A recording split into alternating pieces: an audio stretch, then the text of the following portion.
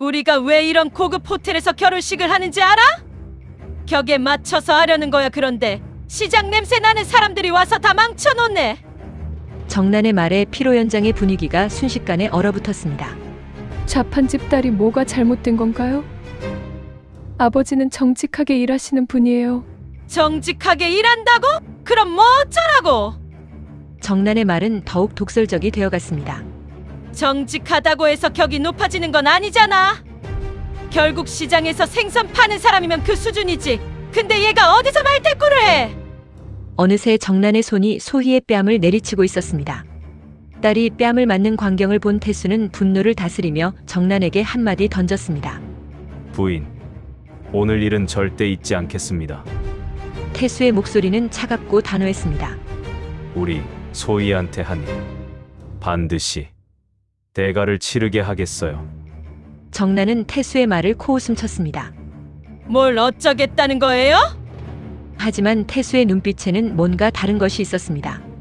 묵묵히 살아온 남자의 분노와 결심이 담겨 있었죠. 사연 시작하기 전 무료 버튼인 구독과 좋아요 부탁드립니다. 알림 설정도 해두시면 새 영상이 올라올 때마다 제일 먼저 시청하실 수 있습니다. 감사합니다. 인천 수산시장의 새벽은 언제나 분주합니다. 아직 해가 뜨기 전부터 트럭들이 줄지어 들어오고 상인들의 우렁찬 목소리가 시장 전체를 깨워놓죠. 그 중에서도 가장 먼저 자리를 잡는 사람이 있었습니다. 바로 윤태수였습니다. 올해 61살인 태수는 벌써 30년 넘게 이 시장에서 생선 장사를 해왔습니다. 매일 새벽 4시면 어김없이 항구로 나가서 싱싱한 생선들을 떼어와 좌판에 진열하죠. 굵은 손으로 생선을 다루는 모습이 능숙하기 그지없었습니다. 고등어, 갈치, 조기까지 하나하나 정성스럽게 얼음 위에 올려놓는 태수의 얼굴에는 자부심이 서려 있었습니다. 태수 형님, 오늘도 일찍 나오셨네요. 옆 좌판의 김 사장이 인사를 건넵니다. 그러게 말입니다. 형님 덕분에 우리도 정신이 번쩍 들죠. 태수는 환한 미소를 지으며 대답했습니다. 일찍 나와야 좋은 물건 골라서 손님들한테 드릴 수 있지 않습니까? 이게 장사의 기본이죠. 시장 안에서 태수의 평판은 남달랐습니다. 30년 동안 한 번도 상한 생선을 팔거나 바가지를 씌운 적이 없었거든요. 오죽하면 다른 동네에서도 태수의 좌판을 찾아올 정도였습니다. 여기 사장님 정말 싱싱하네요. 어떻게 이렇게 좋은 것만 골라오세요? 단골 손님들의 칭찬에 태수는 겸손하게 답했습니다. 고객님들 믿고 찾아주시니까 제가 더 신경 쓸 수밖에 없죠. 이런 성실한 아버지를 보며 자란 딸이 있었습니다. 29살의 윤소희였죠. 어릴 때부터 소희는 아버지가 새벽마다 나가서 열심히 일하는 모습을 지켜봤습니다. 비가 오나 눈이 오나 한결같이 시장으로 향하는 아버지의 뒷모습이 어린 소희에게는 무척 든든해 보였죠. 하지만 소희의 마음 한구석에는 항상 작은 그림자가 있었습니다. 학창 시절부터 따라다니던 시장 딸이라는 꼬리표 때문이었죠. 초등학교 때였습니다. 학급 임원 선거에서 소희가 후보로 나섰을 때 한 아이가 이런 말을 했습니다. 시장에서 생선 파는 집 딸이 우리 반장을 할 수 있을까? 그때 소희는 처음으로 가슴이 철렁했습니다. 중학교에 올라가서도 비슷한 일들이 계속 있었습니다. 친구들이 집에 놀러 오고 싶어 할 때마다 소희는 핑계를 대며 거절했습니다. 집에서 나는 생선 냄새 때문이었죠. 소희는 왜 맨날 자기 집에는 안 데려가? 혹시 집이 좀 그런가? 친구들의 수군거림을 들을 때마다 소희는 더욱 위축되었습니다. 고등학교 시절에는 더욱 힘들었습니다. 진로 상담 시간에 담임 선생님이 물었습니다. 소희야, 대학 진학에 필요한 비용은 괜찮겠니? 아버지가 시장에서 장사하시니까 어려울 수도 있을 텐데. 선생님은 걱정해서 하는 말이었지만 소희에게는 가슴이 아픈 말이었습니다. 그럼에도 불구하고 소희는 아버지를 사랑했고 존경했습니다. 성실하게 일하는 아버지의 모습에서 진정한 삶의 가치를 배웠으니까요. 새벽부터 저녁까지 구부정한 자세로 좌판을 지키는 아버지, 손님들에게 항상 정직하게 장사하는 아버지, 딸의 교육비를 위해 자신은 낡은 옷만 입고 다니는 아버지의 모습이 소희에게는 세상 그 누구보다 위대해 보였습니다. 대학을 졸업하고 직장 생활을 시작한 후에도 소희는 아버지께 늘 감사한 마음을 가지고 있었습니다. 아버지가 이렇게 열심히 일해주셨기 때문에 제가 공부도 할 수 있었고 지금의 제가 될 수 있었어요. 저녁마다 집에 돌아와서 하는 소희의 말에 태수는 늘 뿌듯해했습니다. 아빠, 오늘도 수고 많으셨어요. 저녁이 되어 집에 돌아온 태수를 맞이하는 소희의 목소리에는 따뜻함이 담겨 있었습니다. 우리 소희 때문에 힘이 나지. 태수는 딸의 머리를 쓰다듬으며 말했습니다. 피곤한 하루였지만 딸과 함께하는 시간이 가장 행복했습니다. 하지만 세상은 그리 만만하지 않았습니다. 직장에서도 가끔씩 들려오는 소곤거리는 목소리들이 있었죠. 저 사람 아버지가 시장에서 장사하신다던데? 집안이 좀 그래도 본인은 괜찮잖아. 이런 말들이 소희의 귀에 들릴 때마다 소희는 복잡한 감정에 휩싸였습니다. 아버지에 대한 자랑스러움과 동시에 세상의 시선에 대한 부담감이 마음속에서 팽팽히 맞서고 있었던 거죠. 태수는 그런 딸의 마음을 모르는 건 아니었습니다. 가끔 소희의 표정이 어두워질 때면 태수도 마음이 아팠거든요. 내가 더 잘 살았어야 하는데 하는 미안함과 동시에 하지만 나는 정직하게 살았다는 자부심이 공존했습니다. 그런 아버지와 딸에게 새로운 전환점이 다가오고 있었습니다. 소희에게 좋은 사람이 생겼다는 소식과 함께 말이죠. 소희에게 연인이 생긴 것은 작년 봄이었습니다. 회사 거래처에서 만난 정우민이라는 남자였죠. 32살인 우민은 무역회사 부사장의 아들로 키가 크고 단정한 외모에 차분하고 신사적인 성격이었습니다. 처음 만났을 때부터 소희를 정중하게 대해주었고 다른 남자들과는 확실히 달랐습니다. 소희 씨, 오늘 업무 보고서 정말 완벽하게 작성하셨네요.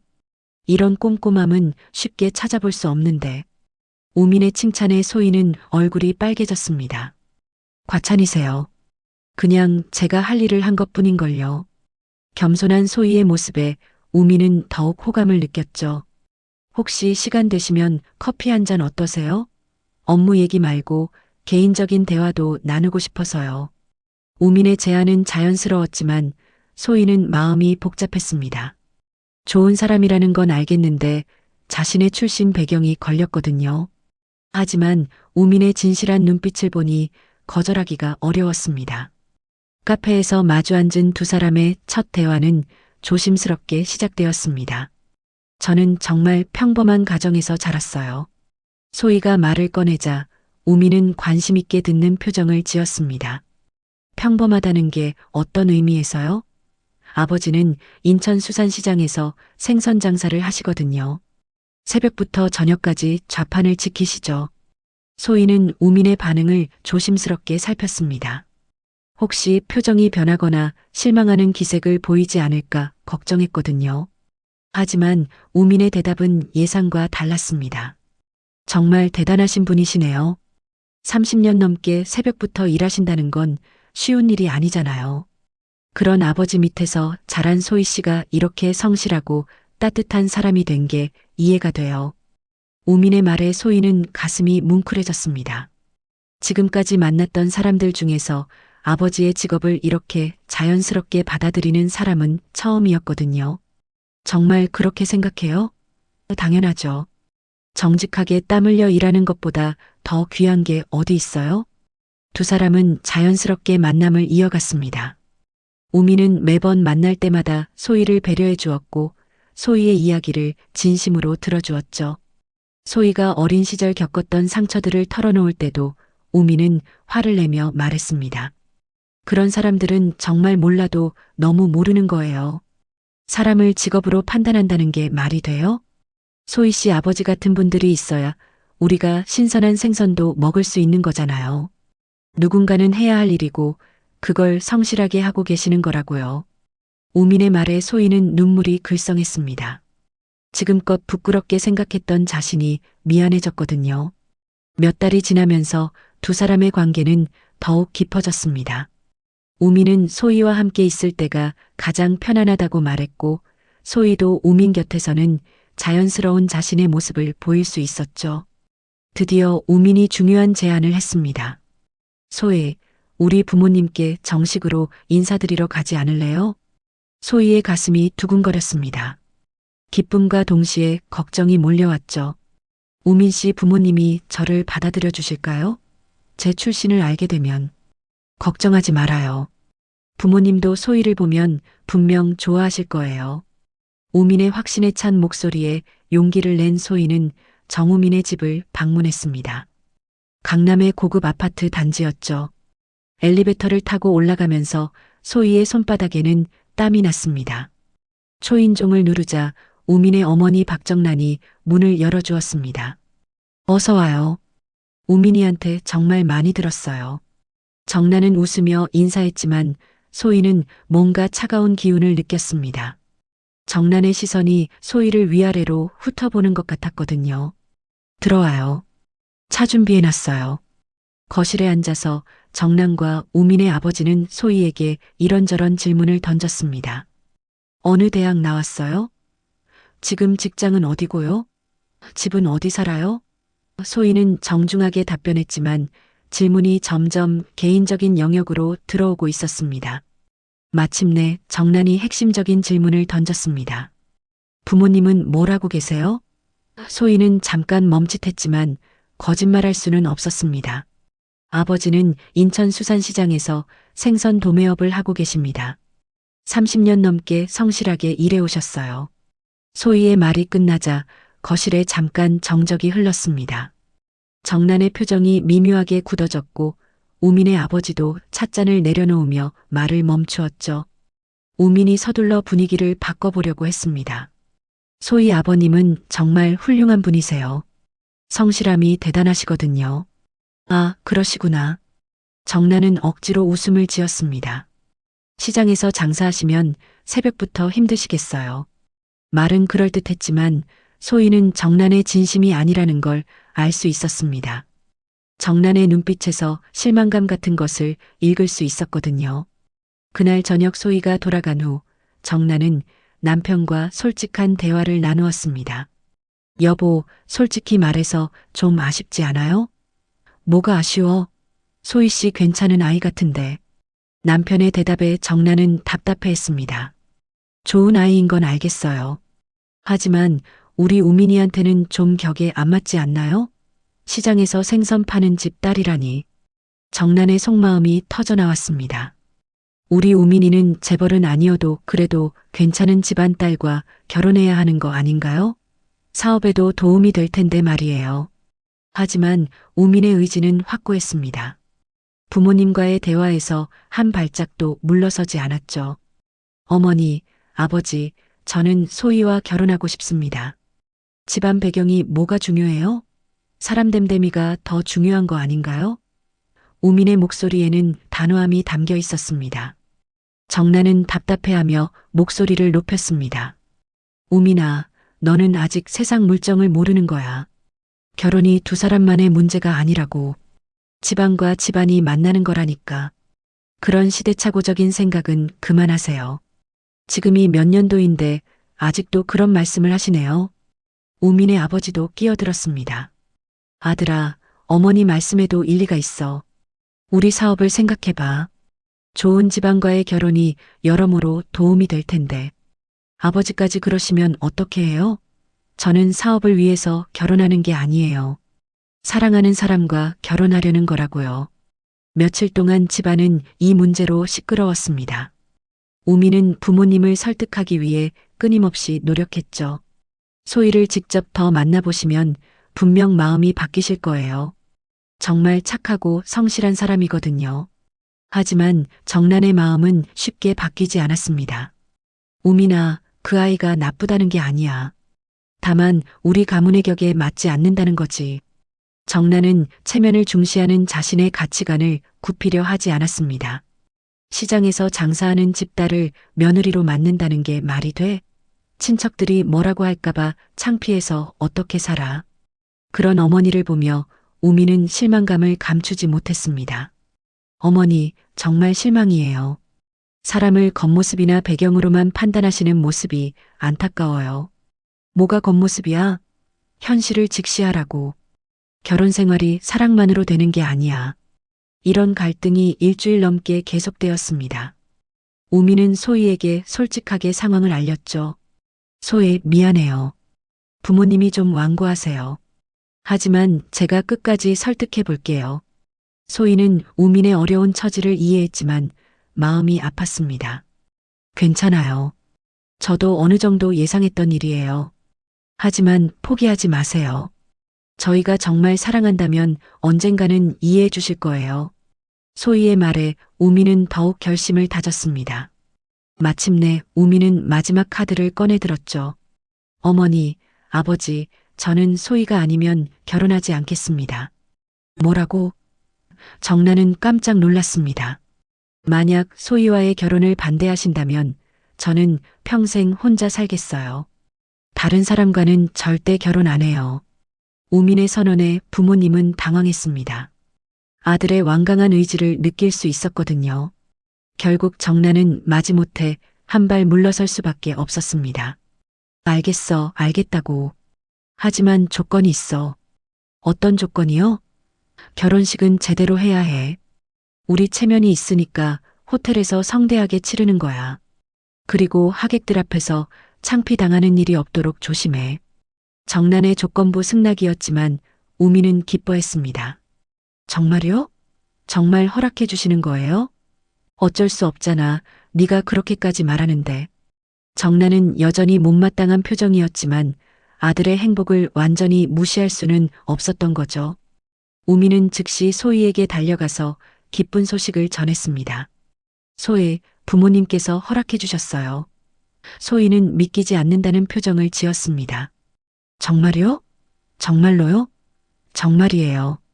이제 우리 당당하게 결혼할 수 있어요. 두 사람은 기쁨에 겨워 서로를 끌어안았습니다. 하지만 소희는 여전히 불안했죠. 정말 괜찮을까요? 어머님이 마음속으로는 여전히 반대하고 계시는 것 같은데. 괜찮아요. 시간이 지나면 분명 소희의 진가를 알아봐 주실 거예요. 이제 태수에게도 사위가 될 우민을 정식으로 소개하는 자리가 마련되었습니다. 소희는 긴장한 마음으로 아버지께 말씀드렸죠. 아버지, 제가 결혼하고 싶은 사람이 있어요. 소개해드리고 싶어요. 태수는 딸의 말에 가슴이 뭉클했습니다. 그래, 어떤 좋은 사람인지 아빠가 직접 봐야겠다. 우미는 정중하게 태수에게 인사했습니다. 안녕하십니까, 아버님. 소희를 진심으로 사랑하는 정우민입니다. 태수는 우민의 첫인상이 나쁘지 않았습니다. 정중하고 예의 바른 모습이 마음에 들었거든요. 그래, 잘 왔다. 앉아봐. 아버님, 제가 소희를 평생 책임지고 행복하게 해드리겠습니다. 우민의 진지한 다짐에 태수는 고개를 끄덕였습니다. 소희를 정말 사랑하는구나. 그럼 됐어. 서로 사랑하면 되는 거지. 태수의 단순하고 따뜻한 반응에 우민은 감동했습니다. 고맙습니다, 아버님. 정말 고맙습니다. 우민은 진심으로 인사했고 태수도 이런 사위가 마음에 들었죠. 우민아, 우리 소희가 어릴 때부터 고생을 많이 했어. 이제는 정말 행복하게 살았으면 좋겠다. 네, 아버님. 제가 꼭 그렇게 해드리겠습니다. 이렇게 두 집안의 만남이 성사되고 본격적인 결혼 준비가 시작되었습니다. 예식장은 정난의 고집대로 서울 시내 유명한 특급 호텔로 정해졌죠. 이왕 하는 거 제대로 해야지. 우리 체면도 있고. 정난의 말에는 여전히 미묘한 뉘앙스가 담겨 있었습니다.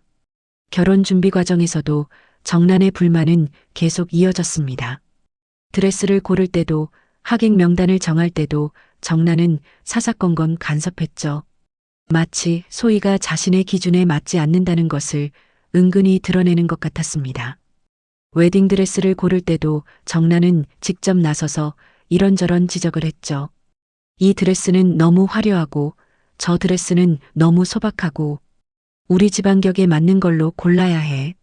소희는 정난의 말 한마디 한마디에 위축될 수밖에 없었습니다. 소희야, 결혼식 때는 특히 조심해야 해. 정난이 소희를 따로 불러서 말했습니다. 하객들 중에 우리 친척들이 많이 올 텐데 첫인상이 중요하거든. 말할 때도 조심하고 행동도 단정하게 해야 해. 마치 소희가 예의 없는 사람인 것처럼 말하는 정난의 태도에 소희는 상처를 받았습니다. 하객 명단을 정할 때도 문제가 생겼습니다. 태수는 시장 동료들을 초대하고 싶어 했지만 정난은 탐탁지 않아 했죠. 시장 사람들이 너무 많이 오면 분위기가 어떻게 될지 걱정이에요. 호텔이라는 곳이 좀 격식을 차려야 하는데 정난의 말에 태수는 섭섭해했습니다. 그럼 제 동료들은 몇 명이나 초대할 수 있는 건가요? 태수가 조심스럽게 물었습니다. 너무 많지 않게 적당히 해주세요. 10명 정도? 정난의 말에 태수는 할 말을 잃었습니다. 30년 넘게 함께 일해온 동료들 중에서 겨우 10명만 선별하라는 게 말이 되나 싶었거든요. 소희는 이런 상황이 너무 괴로웠습니다. 우민에게 털어놓았죠. 우민 씨, 저 때문에 두 집안이 너무 어색해지는 것 같아요. 어머님도 저를 못마땅해 하시고 아버지도 위축되시고. 소희, 그런 생각하지 마세요. 시간이 지나면 모든 게 좋아질 거예요. 하지만 현실은 그리 호락호락하지 않았습니다. 정난은 결혼식 당일까지도 사사건건 간섭했고 소희를 무시하는 듯한 발언들을 계속했죠. 결혼식 때 소희 아버지가 너무 시장 냄새나게 차려입고 오면 안 되는데 이런 말을 들을 때마다 소희는 가슴이 미어졌습니다. 태수도 정난의 시선을 의식하게 되었습니다. 결혼식 때 입을 옷을 사러 갔을 때도 평소보다 훨씬 비싼 정장을 샀죠. 우리 소희 창피 주면 안 되니까. 태수는 자신도 모르게 움츠러들고 있었습니다. 드디어 결혼식 날이 다가왔습니다. 호텔은 정난의 요구대로 화려하게 꾸며졌고 하객들도 하나둘 도착하기 시작했죠. 정난의 친척들과 지인들은 대부분 잘 차려입은 사람들이었고 태수의 시장 동료들은 상대적으로 수수한 차림이었습니다. 정난은 하객들을 맞으며 겉으로는 웃었지만 속으로는 불만이 가득했습니다. 역시 격이 다르네. 이런 결혼식을 해도 되나 싶어. 정난의 마음속 불만은 점점 커져만 갔고 이것이 곧 큰 사건으로 이어질 조짐을 보이고 있었습니다. 결혼식 당일 서울 시내 특급 호텔의 그랜드 볼룸은 정난의 취향에 맞춰 화려하게 꾸며져 있었습니다.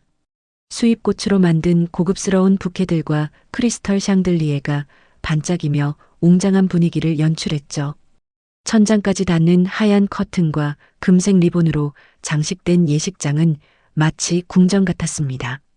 하객들이 하나둘 도착하기 시작했는데 확실히 두 집안의 차이가 극명하게 드러났습니다. 정난의 친척들과 지인들은 모두 명품 정장과 드레스를 입고 나타났죠. 어머, 정난 씨. 오늘 정말 센스 있게 꾸몄네요. 역시 격이 다르네. 우민이가 장가 정말 잘 갔어요. 정난은 이런 칭찬을 받으며 겉으로는 만족스러워했지만 마음 한편으로는 여전히 불안했습니다. 정난의 친구 중 한 명이 속삭였습니다. 그런데 신부 집은 어떤 사람들이야? 글쎄, 시장에서 장사한다고 하던데. 에이, 설마. 이런 호텔에서 결혼식 하는데 그럴 리가. 정난은 이런 대화를 들으며 더욱 초조해했습니다. 반면 태수의 시장 동료들은 상대적으로 수수한 차림이었죠. 평생 새벽부터 저녁까지 생선 냄새와 함께 살아온 사람들이라 이런 격식 있는 자리가 어색할 수밖에 없었습니다. 태수 형님, 여기가 정말 대단하네요. 드라마에서나 봤던 곳이에요. 호텔이 이렇게 화려할 줄 몰랐어요. 우리 소희가 정말 대단한 곳에서 결혼하네. 김 사장이 주위를 둘러보며 감탄했습니다. 형님 덕분에 이런 좋은 구경도 다 하네. 소희가 정말 복받았어요. 그러게 말이야. 태수 형님이 그동안 고생한 보람이 있네. 시장 사람들의 진심 어린 축하에 태수는 뭉클했지만 한편으로는 괜히 미안한 마음이 들었습니다. 태수도 평소와는 다른 새 정장을 입고 왔지만 어딘지 모르게 어색해 보였습니다. 30년 넘게 작업복과 앞치마만 입고 살다가 이런 정장을 입으니 몸이 불편하기만 했죠. 넥타이도 제대로 매는 법을 몰라서 소희가 아침에 도와줬을 정도였습니다. 아버지, 정말 멋지세요. 완전히 다른 사람 같아요. 소희가 아버지에게 다가와 말했지만 태수는 여전히 어색한 미소를 지었습니다. 이런 옷 입으니까 영 어색하네. 움직이기도 불편하고. 괜찮아요. 오늘 하루만 참으세요. 신부 대기실에서 소희는 웨딩드레스를 입고 마지막 준비를 하고 있었습니다. 하얀 드레스와 베일이 어우러진 모습이 천사처럼 아름다웠지만 소희의 얼굴에는 긴장감이 역력했죠. 화장을 해주는 아가씨도 신부님 정말 예쁘세요. 오늘 최고로 아름다운 날이 될 거예요 라고 격려했습니다. 소희야, 괜찮아? 얼굴이 좀 경직되어 보여. 대학 동기였던 친구가 걱정스럽게 물었습니다. 응, 괜찮아. 그냥 좀 떨려서 그래. 처음 경험하는 일이라. 당연히 떨리지. 나도 결혼할 때 다리가 후들후들했어. 하지만 소희의 불안은 단순한 결혼식 긴장감이 아니었습니다.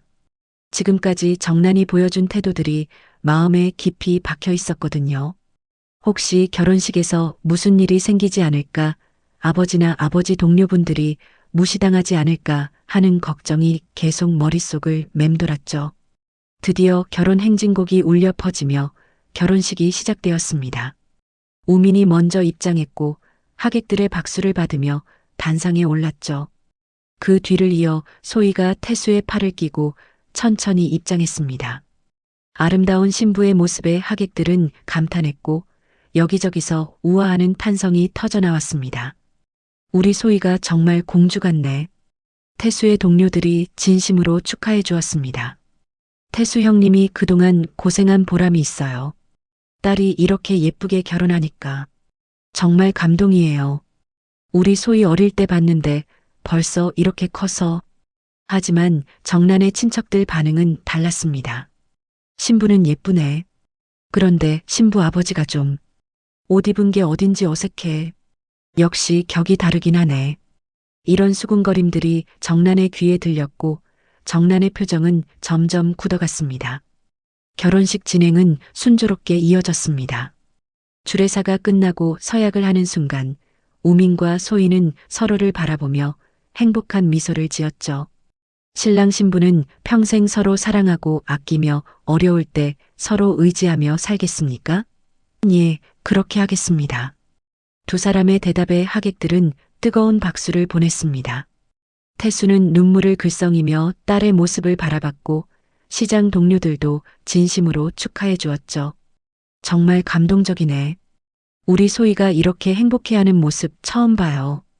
반지 교환식이 끝나고 꽃다발을 던지는 순서가 되었습니다. 소희가 던진 꽃다발을 받기 위해 미혼 여성들이 몰려들었고 웃음소리가 예식장을 가득 채웠죠. 모든 것이 완벽해 보이는 순간이었습니다. 하지만 문제는 식이 끝난 후 사진 촬영 시간에 시작되었습니다. 양가 가족들이 함께 모여서 기념사진을 찍는데 이때 정난의 불만이 서서히 표면으로 드러나기 시작했죠. 저기 사진 찍을 때 좀 더 정돈해서 서세요. 정난이 태수의 동료들에게 차가운 목소리로 말했습니다. 아, 네. 죄송합니다. 태수의 동료들은 당황하며 자리를 정리했지만 정난의 시선은 여전히 차갑고 불만스러워 보였습니다. 마치 자신들의 격조 높은 결혼식에 어울리지 않는 사람들이 섞여 있다는 듯한 표정이었죠. 사진작가가 자, 이제 다 같이 웃으면서 찍겠습니다라고 말했지만 분위기는 이미 어색해져 있었습니다. 정난의 냉랭한 태도를 눈치챈 태수와 동료들은 움츠러들 수밖에 없었고 소희도 이런 분위기를 감지하고 불안해하기 시작했습니다. 피로 연장으로 이동한 후 상황은 더욱 악화되기 시작했습니다. 호텔의 연회장은 둥근 테이블들로 가득 차 있었고 자연스럽게 두 집안 사람들이 따로 앉게 되었죠. 정난의 친척들과 지인들은 한쪽에서 우아하게 와인을 마시며 대화를 나누고 있었고 태수의 시장 동료들은 다른 쪽에서 소주를 따르며 소박한 얘기를 나누고 있었습니다. 어머, 신부 정말 예쁘긴 하네. 정난의 친척 중 한 명이 속삭이듯 말했습니다. 그런데 신부 아버지 쪽은 좀 어때? 뭔가 분위기가. 글쎄, 말투나 행동을 보니 확실히 우리랑은 다르네. 이런 수군거림들이 정란의 귀에 선명하게 들렸고 정란의 기분은 시간이 갈수록 나빠져만 갔습니다. 한편 태수의 테이블에서는 진심 어린 축하가 이어지고 있었습니다. 태수 형님, 정말 고생 많으셨어요. 소희가 이렇게 좋은 데서 결혼하다니. 그러게 말이야. 형님이 그동안 새벽부터 저녁까지 일한 보람이 있네요. 김 사장이 소주잔을 들며 말했습니다. 아이고, 고맙네들.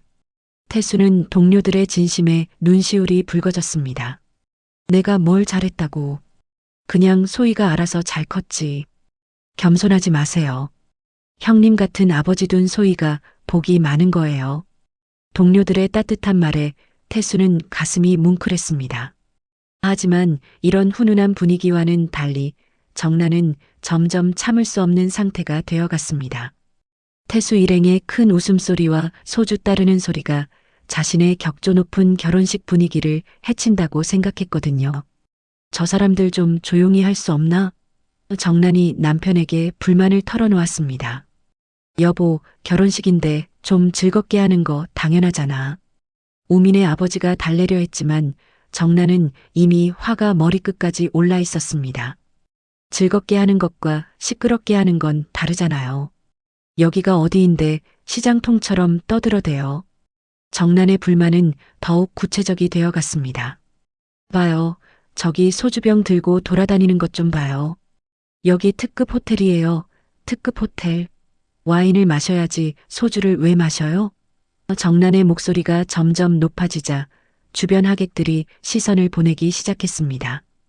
우민이 어머니의 이상한 기색을 눈치채고 다가왔습니다. 어머니, 무슨 일이세요? 우민아, 저기 내 장인어른 친구들 좀 봐. 여기가 어디인지도 모르고 떠들어대잖아. 정란의 말에 우민은 당황했습니다.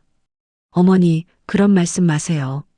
다들 축하해주러 오신 분들이에요. 축하? 분위기 망치는 게 축하야?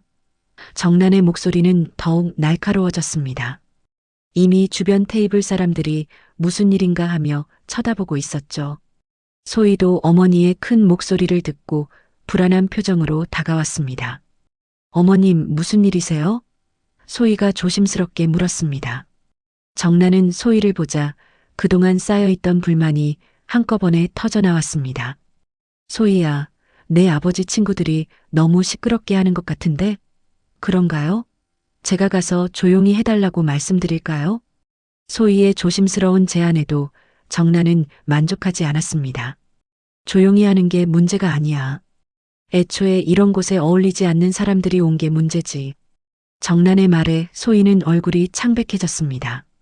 어머님, 그런 말씀은 뭐? 사실을 말하는 게 잘못이야? 정란의 목소리가 더욱 커졌습니다. 이제 주변 하객들이 모두 이쪽을 쳐다보고 있었고 태수의 동료들도 뭔가 이상하다는 것을 눈치채기 시작했습니다. 김 사장이 태수에게 다가왔습니다. 형님, 저쪽에서 뭔가 소동이 있는 것 같은데요. 태수도 정란의 큰 목소리를 들었지만 무슨 일인지 정확히 알 수 없었습니다. 뭐지? 가서 봐야 하나? 조용히 지켜보죠. 괜히 나섰다가 더 큰일 날 수도 있어요. 하지만 정란은 이미 자제력을 잃은 상태였습니다. 우리가 왜 이런 고급 호텔에서 결혼식을 하는지 알아? 격에 맞춰서 하려는 거야. 그런데 시장 냄새 나는 사람들이 와서 다 망쳐놓네. 정란의 말에 피로 연장의 분위기가 순식간에 얼어붙었습니다. 어머님, 제발 그런 말씀 마세요. 소희가 간신히 목소리를 냈지만 정란은 들을 생각이 없었습니다. 왜? 사실을 말하는 게 잘못이야? 네가 자판집 딸인 게 사실이잖아. 이 말이 피로 연장에 울려 퍼지자 모든 하객들이 숨을 죽였습니다. 태수는 멀리서도 정란의 말을 들을 수 있었습니다. 좌판집 딸이라는 말이 귀에 꽂히자 태수의 얼굴이 굳어졌습니다. 30년 넘게 성실하게 살아온 자신과 딸에 대한 모독이라고 느꼈거든요. 형님, 저건 너무 심한 거 아닌가요? 김 사장이 분노에 찬 목소리로 말했습니다. 아무리 그래도 결혼식 날에 저런 말을 하다니. 다른 동료들도 정란의 말에 분개했습니다. 태수 형님이 얼마나 성실한 사람인데, 소희도 그렇게 착한 아이인데, 소희는 이제 눈물이 글썽이기 시작했습니다. 결혼식 날 가장 행복해야 할 순간에 이런 공개적인 모욕을 받아야 한다는 게 믿기지 않았거든요. 좌판집 딸이 뭐가 잘못된 건가요? 아버지는 정직하게 일하시는 분이에요. 정직하게 일한다고? 그럼 뭐 어쩌라고? 정란의 말은 더욱 독설적이 되어 갔습니다. 정직하다고 해서 격이 높아지는 건 아니잖아. 결국 시장에서 생선 파는 사람이면 그 수준이지. 이때 우민이 어머니를 말리려고 했습니다. 어머니, 그만하세요. 너무 심하잖아요. 하지만 정란은 아들의 말도 듣지 않았습니다. 심해? 뭐가 심해? 내가 거짓말이라도 했어? 정란의 분노는 이미 걷잡을 수 없는 상태가 되어 있었습니다. 정란의 목소리는 더욱 커져갔고 이제 피로 연장 전체가 그녀의 말에 집중하고 있었습니다. 좌판집 딸 주제에 감히 우리 집안 며느리라니. 정란의 외침이 호텔 연회장을 가득 채웠습니다. 하객들은 모두 충격에 빠져 말을 잇지 못했고 소희는 온몸이 떨리기 시작했습니다. 어머님, 정말 그만하세요. 우민이 어머니의 팔을 잡으려 했지만 정란은 거칠게 뿌리쳤습니다. 내가 지금까지 참고 참았는데 더 이상은 못 참겠어. 정란의 눈에는 분노의 불길이 타오르고 있었죠. 이때 정란이 돌연 손을 들어 올렸습니다. 그리고 소희의 뺨을 향해 휘둘렀죠. 철서?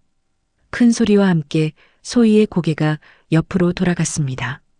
피로 연장에는 완전한 정적이 흘렀고 모든 사람들이 믿을 수 없다는 표정으로 그 순간을 지켜봤습니다. 소희의 뺨에는 빨간 손자국이 선명하게 나타났고 소희의 눈에서는 큰 눈물방울이 떨어져 내렸습니다. 어머님, 소희가 떨리는 목소리로 말했지만 정란은 여전히 화에 차 있었습니다. 이제야 정신이 들었니? 네 주제를 알겠어? 어머니. 우민이 경악하며 소희에게 달려갔습니다. 괜찮아? 소희야, 괜찮아? 우민은 아내를 끌어안으며 어머니를 째려봤습니다. 어머니, 어떻게 이럴 수가 있어요? 결혼식 날에 신부를 때리다니. 하객들 사이에서는 웅성거림이 일어나기 시작했습니다. 세상에, 결혼식 날에 저런 일이 너무 심한 거 아닌가? 아무리 그래도 손을 들다니. 정란의 친척들조차 당황한 표정을 지었고 일부는 고개를 돌려버렸습니다. 태수는 멀리서 이 모든 광경을 지켜보고 있었습니다. 딸이 뺨을 맞는 순간 태수의 온몸에 전율이 흘렀죠. 30년 넘게 묵묵히 참아왔던 모든 서름과 분노가 한꺼번에 치솟아 올랐습니다. 저 여자가 감히 우리 소희를. 태수의 주먹이 불끈 쥐어졌습니다. 김 사장이 태수의 어깨에 손을 얹으며 말렸습니다. 형님, 진정하세요. 여기서 일 크게 만들면 안 돼요. 하지만 태수의 눈에는 이미 분노의 불길이 타오르고 있었습니다. 저런 여자한테 우리 소희가 맞아야 하나? 내가 참을 수 있는 선을 넘었어. 다른 시장 동료들도 분개했습니다. 태수 형님, 저건 정말 너무합니다. 아무리 그래도 결혼식 날에 신부를 때리다니. 우리가 가만히 있을 수가 없어요. 시장 사람들의 분노도 끓어오르기 시작했습니다. 소희는 눈물을 흘리며 피로 연장을 뛰쳐나갔습니다. 하얀 웨딩드레스 자락을 휘날리며 화장실로 달려간 소희의 모습에 하객들은 안타까운 시선을 보냈죠. 우민도 급히 소희를 따라갔고 피로 연장에는 어색한 침묵만이 흘렀습니다. 화장실에서 소희는 거울을 보며 눈물을 닦고 있었습니다. 결혼 화장이 눈물 때문에 번져 있었고 뺨의 붉은 자국은 여전히 선명했죠. 왜 이런 일이? 소희는 자신의 처지가 너무 서러웠습니다. 가장 행복해야 할 날에 이런 모욕을 당해야 한다니. 우민이 화장실 앞에서 기다리고 있다가 소희가 나오자 즉시 다가갔습니다. 소희, 정말 미안해. 내가 어머니를 제대로 못 말려서. 괜찮아요, 우민 씨. 어차피 예상했던 일이에요. 소희의 목소리는 체념에 가까웠습니다. 아니야, 괜찮지 않아. 어머니가 너무 심했어. 우미는 아내의 뺨을 보며 마음이 아팠습니다. 한편 피로 연장에서는 정란이 여전히 흥분 상태였습니다. 맞죠? 내가 왜 반대했는지 이제 아시겠어요? 정란은 주변 친척들에게 말했습니다. 저런 집안과 혼인을 맺으면 이런 일이 생기는 거예요. 하지만 친척들의 반응은 차가웠습니다. 정란아, 그래도 결혼식 날에 신부를 때리는 건 너무 심한 거 아니니? 정란의 언니가 조심스럽게 말했습니다. 태수는 동료들과 함께 피로 연장을 나서기로 결심했습니다. 형님들, 우리 이제 가자.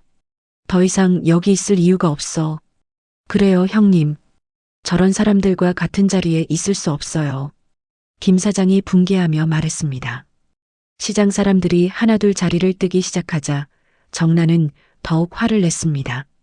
봐요, 저런 식으로 나가버리네. 예의도 없고. 하지만 정란의 친척들은 이제 정란을 이상한 시선으로 바라보고 있었습니다. 태수가 나가면서 정란에게 한마디 던졌습니다. 부인, 오늘 일은 절대 잊지 않겠습니다. 태수의 목소리는 차갑고 단호했습니다. 우리 소희한테 한 일 반드시 대가를 치르게 하겠어요. 정란은 태수의 말을 코웃음 쳤습니다. 뭘 어쩌겠다는 거예요? 하지만 태수의 눈빛에는 뭔가 다른 것이 있었습니다. 30년 넘게 묵묵히 살아온 남자의 분노와 결심이 담겨 있었죠. 정란은 그 순간 뭔가 섬뜩한 기분을 느꼈지만 곧 무시해버렸습니다. 결혼식장은 순식간에 아수라장이 되었습니다. 태수의 동료들이 모두 나가버리자 피로 연장은 반쯤 비어버렸고 남은 하객들도 어색한 분위기 때문에 하나둘 자리를 뜨기 시작했습니다. 정란이 꿈꿨던 완벽한 결혼식은 완전히 망가져버린 것이었습니다. 그날 밤 태수는 잠을 이루지 못했습니다. 딸이 뺨을 맞는 장면이 계속 머릿속에 맴돌았고 분노로 온몸이 떨렸습니다. 좌판집 딸이라고? 좋아, 그 좌판이 얼마나 중요한지 보여주지. 태수는 마침내 결심을 굳혔습니다. 정란에게 교훈을 주기로 말이죠. 다음 날 새벽 태수는 평소보다 더 일찍 수산시장에 나갔습니다. 하지만 오늘은 생선을 떼러 가는 게 아니었죠. 시장의 모든 상인들을 만나러 다니기 시작했습니다. 30년 넘게 쌓아온 신뢰와 인맥을 총동원할 때가 온 것이었습니다. 김 사장, 어제 일 정말 고마웠어. 태수가 옆 좌판의 김 사장에게 말했습니다. 모료 형님, 저희도 분했어요. 그런데 형님 표정이 심상치 않은데? 응, 좀 부탁할 게 있어. 박정란 그 여자 회사에 생선 공급하는 거 알지? 김 사장이 고개를 끄덕였습니다. 네, 알죠. 우리 시장에서 꽤 많이 납품하고 있어요. 그런데 왜요? 오늘부터 그 회사에는 생선 한 마리도 안 넘어가게 해줘. 모든 상인들한테 전해줘. 태수의 목소리에는 확고한 결심이 담겨 있었습니다. 형님, 설마. 응, 맞아. 정란 그 여자한테 좌판이 얼마나 중요한지 보여줄 거야. 태수는 시장을 돌아다니며 모든 상인들에게 같은 부탁을 했습니다. 우리 소희한테 그런 짓을 한 여자 회사에 물건을 팔 수는 없어. 시장 상인들의 반응은 뜨거웠습니다. 당연하죠, 형님. 우리가 왜 그런 사람한테 물건을 팔아요? 소희가 어릴 때부터 봐온 우리가 가만히 있을 수 없죠. 박 사장이 나서서 말했습니다. 형님, 저도 그 회사에 조기랑 갈치 많이 납품하는데 오늘부터 끊겠어요. 나도 마찬가지야. 고등어 공급 중단한다. 하나둘 상인들이 동참하기 시작했고 태수의 눈에는 감격의 눈물이 맺혔습니다. 다들 정말 고마워요. 태수의 목소리는 떨렸습니다. 우리 소희를 위해서 이렇게 해주시니까 어떻게 감사를 표현해야 할지 모르겠어. 무슨 소리예요? 우리가 가족 같은 사이인데. 소식은 시장 전체로 빠르게 퍼져나갔습니다. 수산물 도매상들까지 태수의 부탁을 들어주기로 했죠. 태수 형님이 그런 부탁을 하시는데 어떻게 거절해요? 그 여자가 너무 심했어요. 결혼식 날에 신부를 때리다니. 한편 정란의 회사에서는 평소와 다름없이 하루가 시작되었습니다. 하지만 오전부터 이상한 일들이 벌어지기 시작했죠. 사장님, 인천 수산시장에서 전화가 왔는데 오늘 납품이 안 된다고 합니다. 직원이 당황한 목소리로 보고했습니다. 무슨 소리야? 갑자기 왜? 정나는 믿을 수 없다는 표정이었습니다. 이유를 물어봤더니 개인적인 사정이라고만 하네요. 개인적인 사정?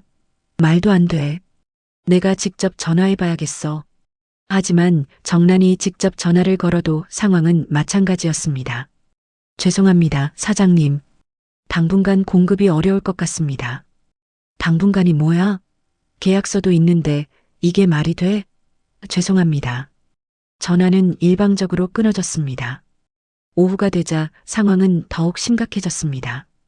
다른 공급업체들도 하나둘 연락이 끊어지기 시작했죠. 사장님, 김수산에서도 공급 중단한다고 연락 왔습니다. 박수산도 마찬가지고요. 이상해요. 다들 같은 날에 왜 이러는 거죠? 정나는 이제야 뭔가 조직적인 일이 벌어지고 있다는 걸 깨달았습니다. 설마 윤태수 그 영감이? 정난의 얼굴이 창백해졌습니다. 어제 태수가 나가면서 한 말이 떠올랐거든요. 절대 잊지 않겠다는 그 말. 이틀째 되는 날 정난의 회사는 완전히 패닉 상태에 빠졌습니다. 사장님, 일본 바이어들이 물량 공급이 안 된다고 계약 취소한다고 합니다. 중국 쪽도 마찬가지예요.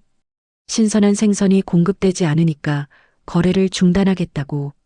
정난은 급히 다른 지역의 수산업체들에게 연락을 돌렸지만 물량도 부족하고 가격도 훨씬 비쌌습니다. 이런 식으로는 회사를 운영할 수 없어. 정난은 책상을 치며 소리쳤습니다. 사흘째 정난의 회사 주가는 급락하기 시작했습니다. 수출 계약 줄줄이 파기라는 뉴스가 나오자 투자자들이 불안해하기 시작한 것이었죠. 사장님, 주가가 어제보다 15% 더 떨어졌습니다. 직원의 보고에 정난은 현실을 받아들일 수밖에 없었습니다. 마침내 정난은 굴복할 수밖에 없었습니다. 태수를 찾아가는 것 외에는 다른 방법이 없다는 걸 깨달았거든요. 인천 수산시장으로 향하는 정난의 발걸음은 무거웠습니다. 평생 남을 무시하며 살던 사람이 머리를 숙여야 하는 순간이었으니까요. 윤 사장님 계세요? 정난이 태수의 좌판 앞에 서자 주변 상인들의 시선이 차가워졌습니다. 태수는 정난을 보고도 모른 척했죠. 누구시죠? 모르는 분 같은데요. 윤 사장님, 저 박정난이에요. 어제 전화드린. 아, 그분이시군요. 태수의 목소리는 냉랭했습니다. 무슨 일로 오셨어요? 그게 혹시 따로 얘기할 수 있을까요? 정난의 목소리는 떨리고 있었습니다. 주변에 사람들이 너무 많았거든요. 여기서 하세요. 숨길 일 있나요? 태수는 단호하게 말했습니다. 정난은 어쩔 수 없이 여러 사람들 앞에서 말해야 했죠. 윤 사장님, 제발 거래만 다시 이어주십시오. 제가 잘못했어요. 정난이 고개를 숙이자 주변 상인들은 냉소적인 표정을 지었습니다. 이제 와서 잘못했다고? 어제 그제 하신 짓은 뭐예요? 태수는 정난을 차갑게 쳐다보며 말했습니다. 좌판집 딸이라고 무시했죠? 그 좌판 없인 당신 회사도 존재할 수 없어요. 죄송합니다. 정말 죄송합니다. 정난은 결국 무릎을 꿇었습니다. 평생 남을 깔보며 살던 여자가 시장 한복판에서 무릎을 꿇는 순간이었죠. 제발 한 번만 기회를 주세요. 다시는 그런 일 없을게요. 하지만 태수는 쉽게 용서하지 않았습니다. 기회요? 우리 소희한테 기회를 줬어요? 결혼식 날에 뺨을 때리면서. 정난은 말을 잇지 못했습니다. 자신이 얼마나 잘못했는지 이제야 뼈저리게 깨닫고 있었거든요. 정난은 완전히 몰락한 채 세상의 냉대를 받으며 살게 되었습니다. 이 영상이 마음에 드셨나요? 어디에서 이 이야기를 듣고 계셨는지 댓글로 남겨주시면 저도 함께 그 풍경을 상상해 보겠습니다. 여러분의 한마디가 누군가에겐 큰 위로와 응원이 됩니다.